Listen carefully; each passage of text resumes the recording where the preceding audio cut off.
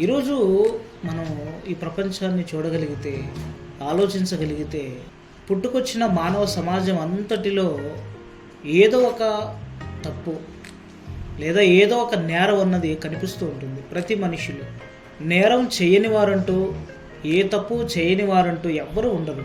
ప్రతి ఒక్కరూ ఏదో ఒక తప్పు చేస్తూ ఉంటారు. ఎన్ని నేరాలు చూడండి ఈరోజు సమాజంలో.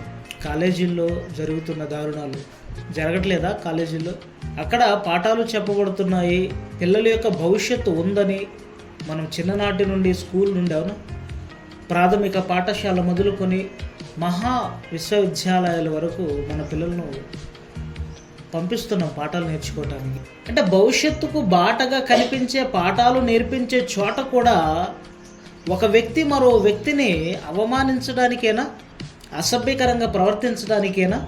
ఇది ర్యాగింగ్ పేరుతో జరుగుతున్న దారుణాలు కాలేజీల్లో జరిగితే ఎలాగుంది చూడండి. లోకం యొక్క తీరు ఎలాగుంది, మనుషుల మధ్య ఉన్నటువంటి ఈ దారుణ పరిస్థితి.